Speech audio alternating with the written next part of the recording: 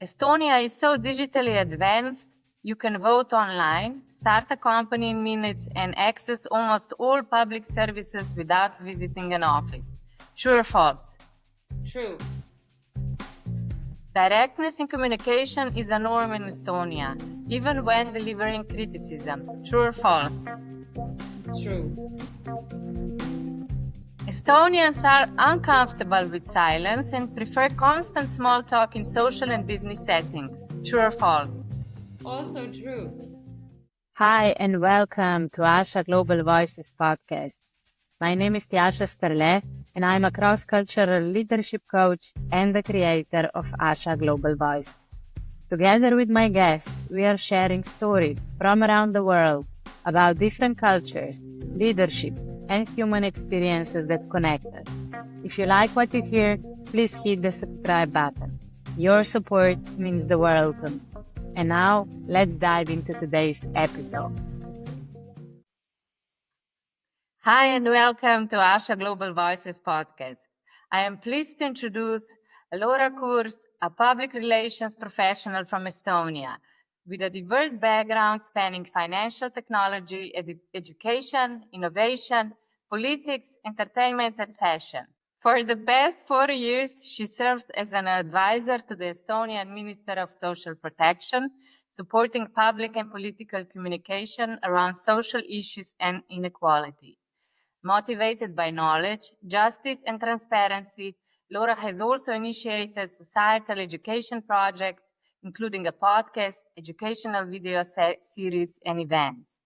Laura, it's a pleasure having you here. Hi. Hi, thank you for having me. And I'm so curious to hear more about true or false statements. And if we just start with the first one, which was that Estonia is so digitally advanced, you can vote online, start a company in minutes, and access almost all public services without visiting an office. And you said that this one is true. Yes, and actually, public offices would prefer citizens to do everything that they need to do online so that they wouldn't have so much pressure physically on the sites. So a lot of people have chosen that for them.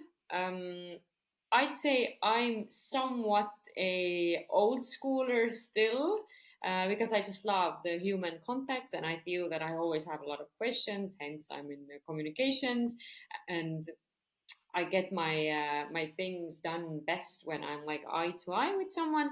But yes, it's true. We do almost everything online. Everything has been provided us online by now. I think many countries dream about it, or at least citizens. I know I would love that.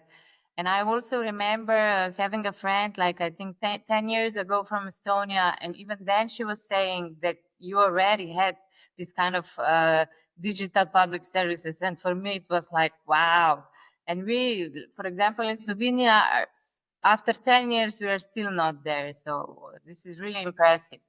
I have a funny story. I used to live in Austria when I was a lot younger, and I was doing this au pair service by a family, and they were quite wealthy, wealthy people, quite the Netflix series scenario in a sense that they were very career oriented, didn't really care who took care of their house or their or their kids. And then one time, one of the mothers of I don't remember exactly whether from the mother or from the father was visiting, and we had this discussion, and she felt that she had very much to teach me. And I was very polite. I just listened to her. I didn't really say anything because I still saw myself as a guest at their house. So everything which she had to say, I was just like, yes, yes, of course, yes, of course. And because of her lack of knowledge about Estonia, she really made me feel very small. And I also think that that was intended. And then she asked me, so yes, I don't know if in Estonia you have internet everywhere. And I was like, yes, we actually also vote online. And that was I think about 15 years ago or a bit less, and then she was kind of shocked. So yes, we had that already then in the works. That's an interesting story. And yeah, it's really impressive. Yeah, so don't undermine Estonians. Of course not, and that's why we are also here today to learn more about Estonian culture, and I'm super excited about it. And tell me, the second statement was that directness in communication is a norm in Estonia, even when delivering criticism. And if I'm not mistaken, you said that this one is true. Yes, I said all three were actually true. I think Estonians are the type of people who don't really love small talk in the sense that they don't like to build a bubble around their message. We want to get straight to the point because that will save us time. We don't have time for the nitty gritty. We want to get our work done. We want to get it done professionally. We want to get it done fast. We don't like dropping our things and going on a break and having coffee, as a lot of our northern neighbors do. We like to get things done and move on to the next thing. Really going straight to the point. Yes, because listen, I mean, Estonians have put up with so much throughout history. We were basically slaves for 700 years. Our re-independence is rather new, right? So we have had to build our country up fast, meaning now that we're in a really good point, we want to keep on moving fast. We don't want to get comfortable, because I personally, and I think a lot of Estonians as well, I mean, we appreciate comfort for sure, but comfort makes you lazy. So we don't see us as lazy people. Okay, always moving forward. And tell me, because you mentioned before that you've been in Austria, you lived there for some time, and Austrians are also known for being quite direct in their communication. Of course, it depends with whom you are comparing it.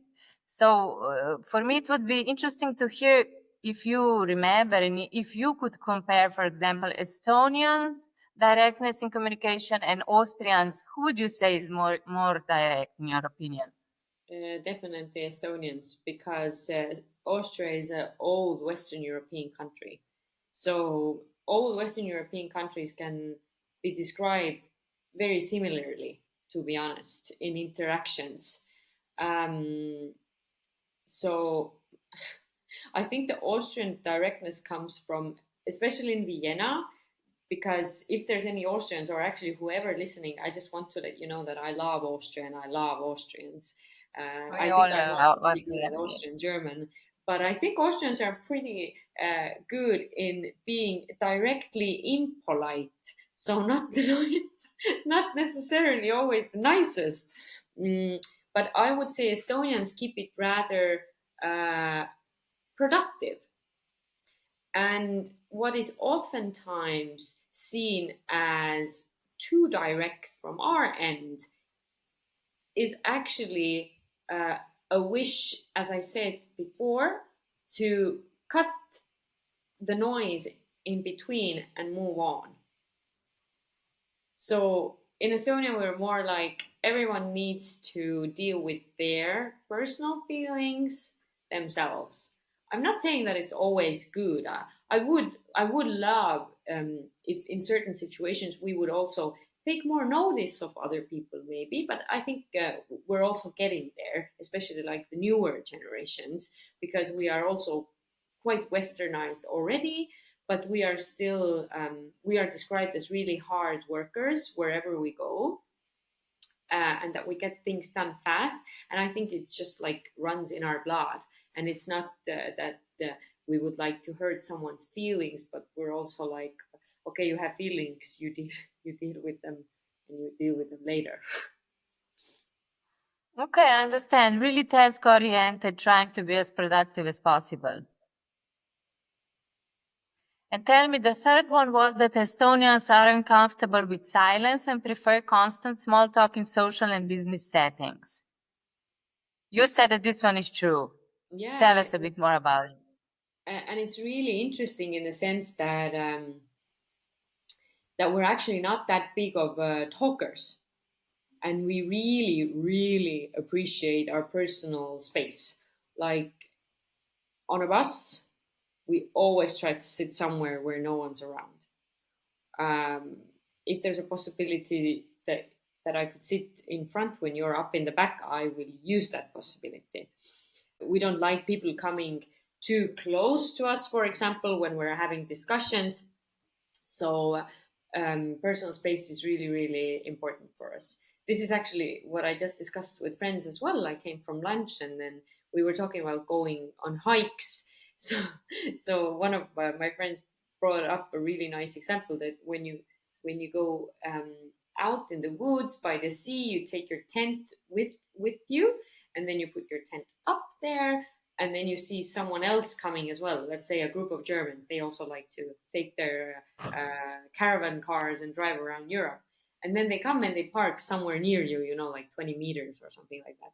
Then the Estonians will pack their stuff together and go under another tree. Yeah. Okay. I get it. So, You value personal space. yes, but at the same time, uh, we don't really tolerate these awkwardly silent moments. So I think that's when our compassionate side also comes to show, which we definitely have. We just don't bring it out all the time because we have had to be so defensive throughout whole history. So this has definitely left a sign on our like cultural DNA. So yeah, we sometimes we fill the space with small talk as well, especially when we feel that through that we could also make others feel comfortable. So we're not that cold and that direct and so harsh. We do notice nuance. Okay, great to know. Uh, and tell me, if you had to choose one of the most important values in Estonian culture, what would that be? Uh, I don't know if it's a positive or a negative because I wouldn't want to. Mm, I wouldn't want to bind all of our lives to work, but I do love the fact uh, that we are a very hardworking nation, and it doesn't necessarily come from a good place. We have just put into a position where we have had to be these kind of people, but it's in a sense it's very reassuring because you know that things will always get done. Because, for example, Ah, I know that when we were leading the European Commission, uh, then the impression within different delegations by the Commission was very positive because when we started something, we also ended it. okay, great. Hardworking people. I think after this podcast, everybody will want to work with Estonians. So Well, I thank you hope for you do. sharing this. Yeah. And tell me, so you said that you are hardworking, and are there any other words? And if I say if you would have to choose two more to describe Estonians, what would you say beside hardworking? Um, I think it's actually something that is being used against us. Very often it's being said that we are the unhappiest nation, and if you go around the streets in Estonia, nobody smiles and everyone is so depressed and so on and so on. Um, I think that shows very little cultural understanding towards the place you are visiting, or, for example, you have decided to live or work at. Very little cultural and historical understanding, and very little actual Estonian friendships, uh, because we need time to grow trust. So this is something that really differentiates us from the nations where it's very common to say hello, dear, for example, and love, and how are you doing, because no one expects you to actually answer how are you doing. And I think people don't ask this question to actually get it answered as well. It's just something you do because it's polite. But in Estonia, as I said before, I think when we grow to be friends, then we're actually friends. So superficial friendships are not really something that we do.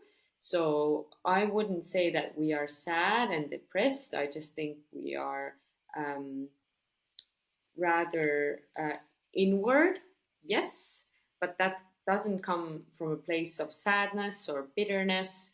It comes from a place of self reflection and also protectiveness, because you wouldn't want to let anyone near and anyone in. You do want to get to choose and to choose on your own terms. So this is kind of like this personal space protective field that we have around us, and it actually makes me sad that it's being seen as a negative, because we are very loyal people. So if we grow close, then you can be sure that I will also be loyal to you. Okay, yeah, this could totally be like a stereotype or something that is misunderstood about Estonians, just as you said, because yeah, we first have to raise awareness, have awareness, and get to know other cultures, because yeah, we are humans, but there are also cultural differences between us. And if I understood correctly, would it be maybe correct to say that Estonians maybe at first glance don't express emotions so much, and as you also said, you just need some time to build real relationships which are important to you, which is, of course, it's totally great. But on the other hand, it might be different from some other cultures, which are also great. There is no right or wrong. We're just Oh differences yes, between definitely. us. Because people who come here from southern countries and from warmer countries, it is a cultural shock to them because the weather is different and the people are different. But I think it is something that you have to decide whether you will get used to and learn to appreciate, or this is just not the place for you, and that is also fine. But to kind of make a place and its people smaller because it's not a fit for you, I don't find necessarily fair. Absolutely, I absolutely agree. That's why we are also doing this podcast to raise some awareness about Estonia, but not just Estonia, about other cultures as well. I think this is really important for successful collaborations, for building relationships, cross-culturally. We have to talk about these kind of things and also be curious at the same time about different cultures. Definitely. And tell me now, how do you Estonians, let's say, greet each other with friends or with people that you are kind of comfortable with, that you already have some kind of relationship? And is it different from greetings in a business setting? Definitely. Younger generations, and I would actually also say my parents already in their 50s, 60s, we hug. So another interesting factor, right, in comparison to what I've told before. So we are huggers. When friends meet within a friends group, we always hug. We don't kiss. This is not what we do, but we hug. And of course, in a business setting, it's normally we greet each other by hand. So this is also very common in Estonia. But no kissing in business settings as well. Mm, Maybe No maybe kissing in hugging if Estonia? people know each other already, but rather no. Yeah. Okay, but usually you hug each other with people that are close to you. Yes, And friends and of tell course. me, is there anything, in your opinion, are there any topics that Estonians tend to avoid discussing in social or business settings? Well, we definitely do not discuss money. This is something that we are very reserved with. I wouldn't even say politics. Depends of the group where you end up or the table where you end up sitting. But politics mostly isn't an issue. I hope that when it is, people know when to stop, or at least how to express themselves in a way that it wouldn't grow into anything else than just a discussion. But money is definitely And also mental health and emotions. We don't really bring these topics up in the public, unfortunately, and especially men, of course. Mm, and I would say that it's not that it's not that common to talk and discuss difficulties as well, whatever they are. So in that sense, we are again more an inward looking nation who thinks that we have to uh, achieve everything on our own and cope with everything on our own. Okay, and as you said, most probably also because of culture, this is in your DNA, you're bringing together. Okay, and and tell me now, I'm curious if you could kind of compare business communication and the directness of Estonians to neighboring countries like Finland or Latvia. Are there any differences in communication styles between, these countries, in your opinion? I wouldn't say that many. Finns might be even more reserved than Estonians, but I have worked in international settings, having colleagues from the Nordic countries, Scandinavia, that is, from the Baltics, Latvia, and Lithuania. And I wouldn't say that the differences are that huge. Um, they are very similar.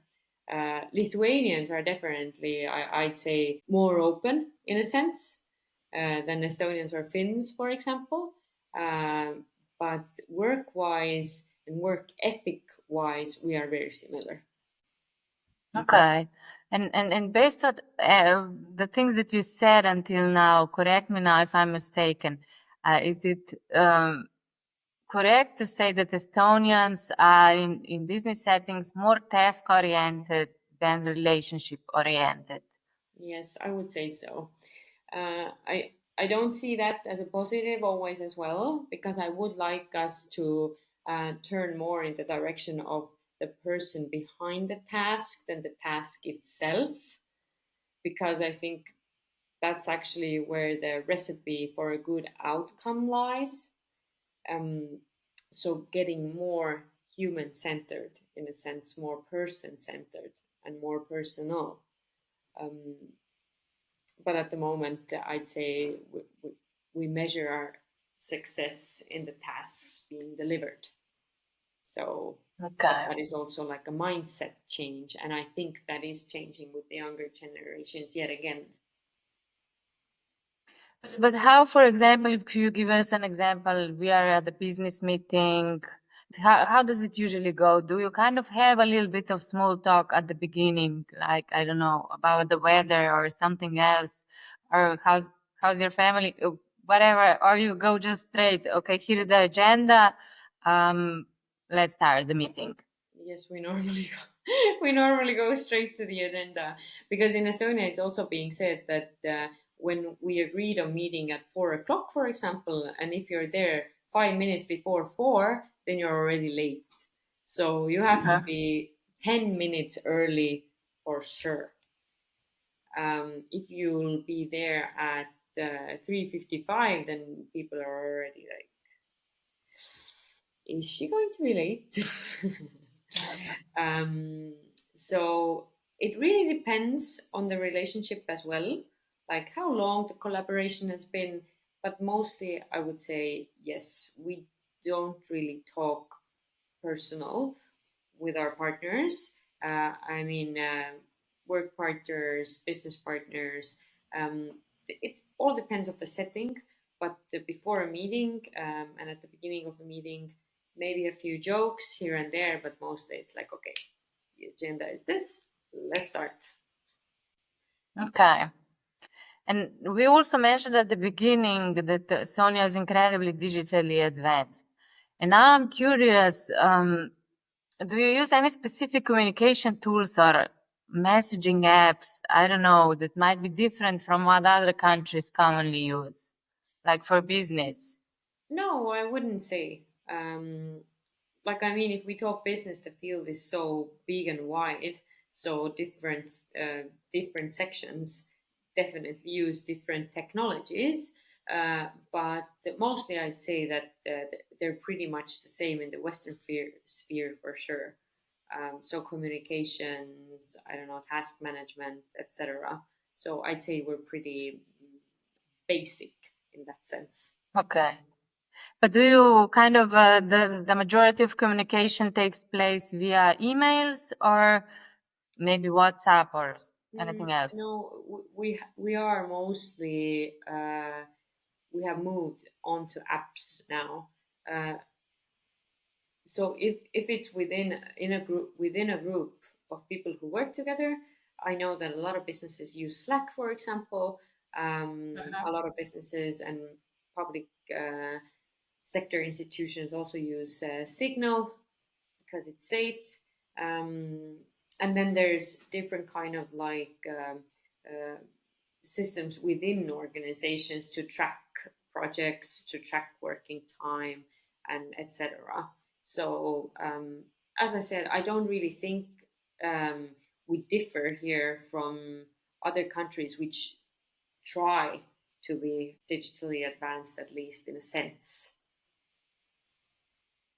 Okay, yeah. But I think it's still interesting about that, for example, public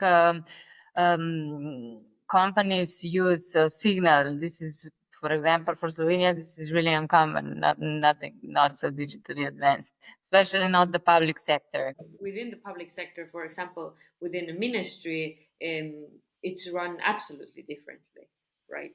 Like there are specific channels where you can talk, there are specific channels where you can change emails. It was actually a headache before I left the ministry now in spring. Even sending emails and receiving emails became a bit difficult because it was so protected. So some of the emails just went lost because they didn't come through because the system detected them as dangerous. So I'm not a person from IT. For me, it was a bit annoying, but at the same time, I was really happy and proud that we are being so secure. But there are advancements taking place here as well all the time.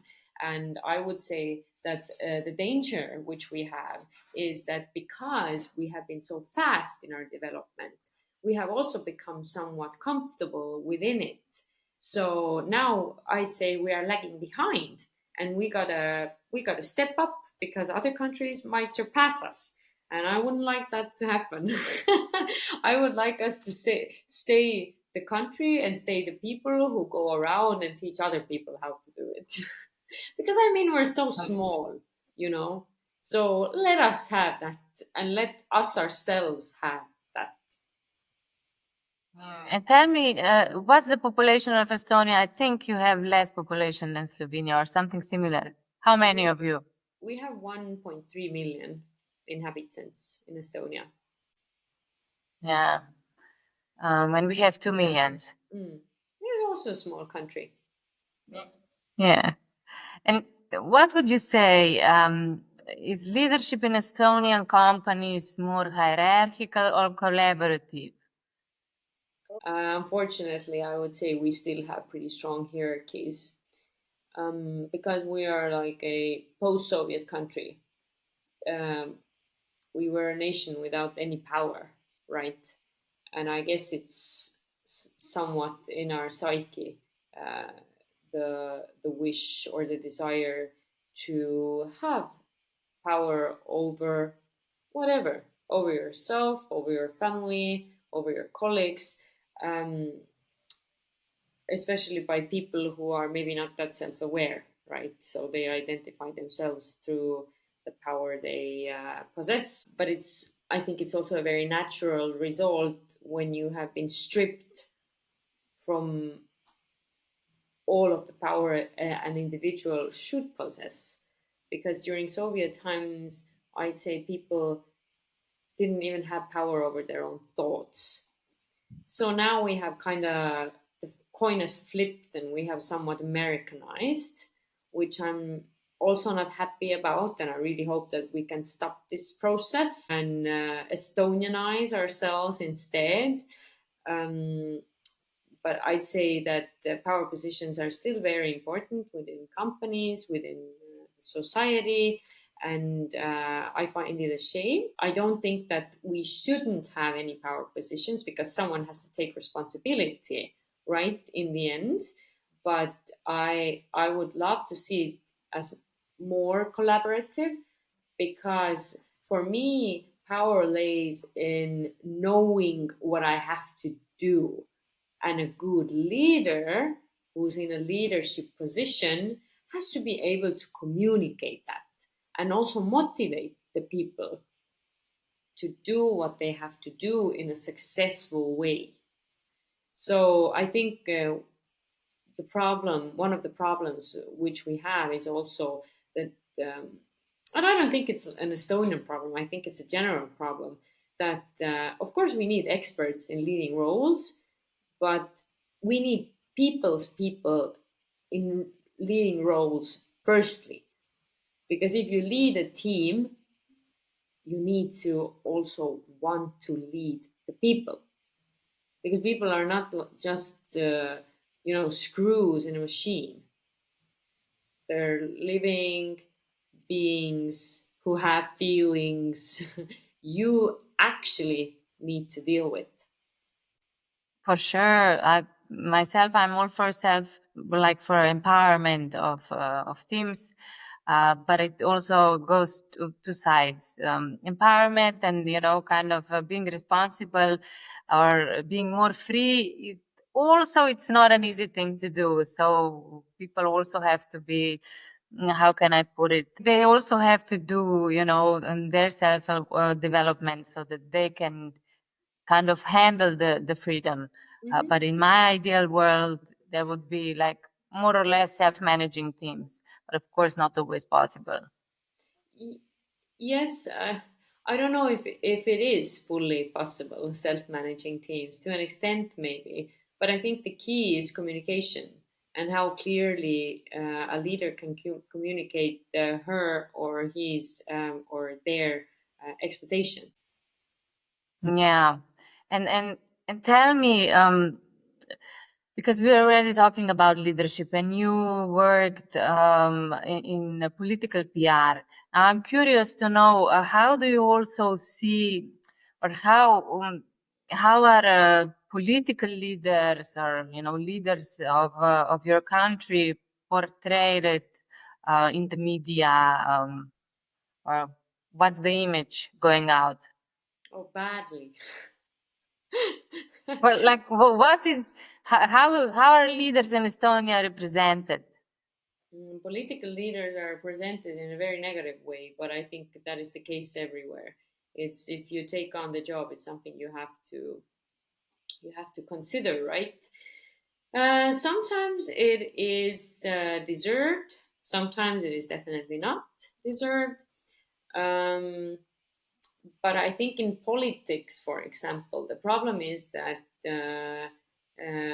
when you're a political leader, you tend to, the longer you are within the political sphere, the more you tend to work in a vacuum. So it's again a question of power, right? Um, it is very easy for a person to fall into the trap of power and entitlement. So it's a thin ice to walk on, and you have to be very aware of yourself and how you communicate what you do. And I'm not saying that it's always possible to change the narratives the media has already taken, but I would also like to see political leaders out of their thought vacuums as well, because I think political leaders actually have very fragile egos, and therefore they surround themselves with people who mostly agree with them. So disagreement is not really looked good upon, and I think that's a mistake. But I'm curious to know, are Estonian, let's say, leaders in general, but a lot of them are in politics, portrayed as you mentioned before, because you said that the kind of leadership is in Estonian companies is still more hierarchical. So then I can like, my thinking is that probably also country leaders are portrayed as authoritarian figures, know it all, not showing emotions, being really assertive, or not. Well, Estonia has a very high rate of freedom of press, right? I think we are the 8th in the world or something similar. We need to fact check. I just know that we are very high. So, to be honest, there's not a lot of respect on the side of the media. So the public image of politicians is definitely not pressured by political parties how one or the other politician has to look like. This definitely not. But I think maybe political leaders have to work harder themselves in not being only productive with what they do, but also very thoughtful within their communication processes, because people are emotional, and what counts is how they feel when they read about your doings, not really what you have exactly done, because no one will remember that. Everyone will remember I know. feel. But this goes for basically any country. At the end of the day, as you said, this I think goes for everyone. Like personal business relationships, seeing how leaders are presenting themselves. At the end of the day, we will remember how we felt, not how was what was said, because we forget Exactly, words. and that's a question of self-reflection, right? And also in business, there's a very successful international Estonian company that almost every European knows, and on some levels, there's flow of people, right? So people change pretty often. So I don't think you as a leader can look to blame the people who left or are about to leave and put the blame on them. Oh, they didn't handle the stress, this working environment wasn't for them. I think you need to self-reflect that when you have people changing after 6 months, after a year, 1.5 years, then there's something wrong within your society, in your organizational Company structure, culture. and the qualities of leadership. So, and also when it comes to political leaders, like if you are being described as cocky in the media, in the comment sections on social media, then you shouldn't go, into your office, close the door, and say to your colleagues, "Oh, such idiots." You should self-reflect. Okay, why do they perceive me as cocky, and what can I do to change that? Not have people around you who are saying, "No, you're not cocky at all. They just don't understand you." So, I sometimes feel that we have these kind of advisors around us, whether it's in politics or in business, not the ones who actually dare to, I don't know, maybe fall in the dark corner for a second there and say, "Hey, okay, but let's analyze this. What could have it been?" And also, quite honestly, be brave enough to say that, "Hey, your performance wasn't good enough. What you said did work out as being quite arrogant." So these details, which play out big in the end, which need to be analyzed with an honest team and an honest self-reflecting mirror. For sure, I think a healthy dose of self-reflection would come in handy for people globally, no matter the nation. In general, I think we would live in a probably much nicer world if we would all be, having these healthy reflections. Yes, especially the I'm saying healthy because there are also people that also go too much into introspection, which is also not good. Yes. Yeah, taking everything on you. Um, Yeah, but tell me, Laura, if I would ask you to give one advice to someone that will start working with Estonians for the first time, what would it be? One top advice. I think it would be what's the word for it now? Mm, patience, somewhat of patience to give people time to open up, and ask questions. That would Okay. be So if I understand correctly, if I want to build a relationship with Estonians, I need a little bit of patience, but also I should be asking questions to show that I'm curious about you. 100%. Yes. That was a very nice Oh, reflection. now I can. Oh my God, now I can come to Estonia. I think I will make some Estonian friends. Yes. But thank you, thank you. Very good insight indeed. And I know we addressed a little bit some of the maybe leadership kind of mistakes people do either in politics or leaders in general. But is there anything else in regards to communication that you would kind of point out? Like, what are some of the common communication mistakes you've seen leaders make, and what, in your opinion, they could do to avoid them? I think leaders need to have backbone to approach problems within their own teams because, uh, as you said, I think sometimes team leaders and leaders in general do expect teams to be self sufficient and self managing, as you mentioned. But we're all human in the end. We're all very different with very different stories. And when we are put together in the same conditions, even if it's like a same room, um, also tension tends to bottle up, right? And as a leader, I think if you notice the bottling up part, or someone comes to talk to you, confide in you, I think it's really important to actually uh, take the leading position within these situations to solve these unfortunate happenings because they do happen. That's a fact because we are all human. But to close one eye or two eyes to it is, I wouldn't call it a quality a leader should pursue. Um, and also um, addressing problems very generally. So I think this should also be like a leading strategy in a sense that okay, I'm within this situation now. How am I going to solve it so that everyone would feel seen and heard, and at the same time not attacked.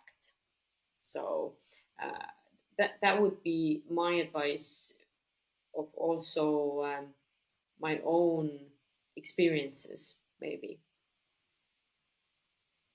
Okay. And what would you say, if anything comes to mind? How has your PR experience kind of shaped your understanding also of cultural nuances in messaging, especially when working with international audiences? Well, these cultural nuances are very different everywhere, right? It depends on the product you are working with. So you can create very general messaging that kind of everyone who's somewhat in the same cultural sphere would get, because cultural references are also very easy to understand today in the social media age, right? Because we all listen to the same music, we all watch the same movies, we consume the same content on social media. But also a local point of view is very important because there's so much patterns woven within a cultural space. And I don't know if I answered your question fully now. Yeah, I would totally agree with you that as someone working in PR or advertisement in general, it's always important to kind of that messages are understood by the target audience based on cultures as well? I think it doesn't really, yeah, I think it doesn't really necessarily also come from, it, of course, it comes from experience, but it doesn't come from the job itself. Because I, for example, I really value my educational journey. Um, and I don't even think that in order to work in communications, you have to study PR and communications. I have studied cultural theory and critical analysis, and I've started my studies in sociology. So that has given me a very wide understanding of societal processes, right? Um, and that has kind of broadened my view of everything happening around us, and why, and where do these things stem from, and where could they possibly lead to. So I think you're good in PR when you have a very high sense of understanding societal structures. So this is what For I sure. think. And for sure, and as well to probably understand psychology as well also helps. Always in communication, PR, marketing. Yeah, yeah. Tell me, Laura, because we are approaching the end of this conversation, and I for sure have one last question to ask you. But before I ask you this question, is there one burning question that you would like to share with us and I haven't asked you? Well, it's not really maybe a question, but it's a thought which I heard yesterday. A friend of mine told me that some people decide to be pragmatic and not come from their values. And this is very, very problematic for me because I'm a very value based person.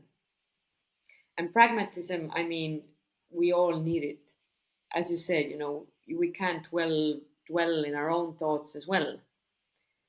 Um, but I think a healthy company, a healthy organization, a healthy public institution is not healthy without very strong values.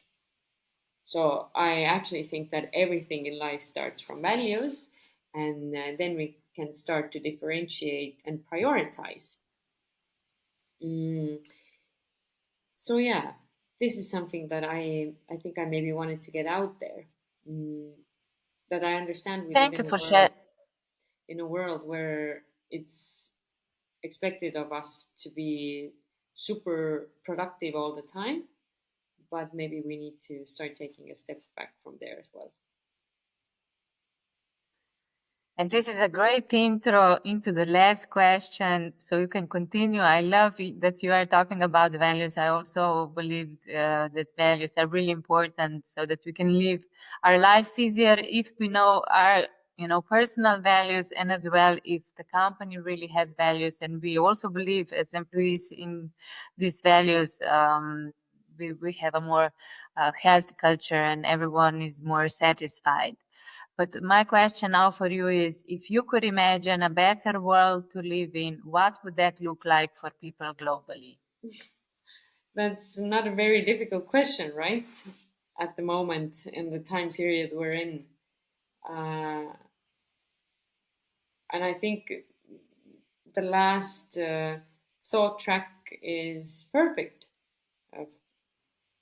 into going into the next question, in the sense that if we don't have values or we don't work because of these values, or our missions are not value based, then my question is, what are we doing and why are we doing? So that's a conflict in my head, and this is something that I keep asking myself since years now. What are we doing? What is our neighbor doing?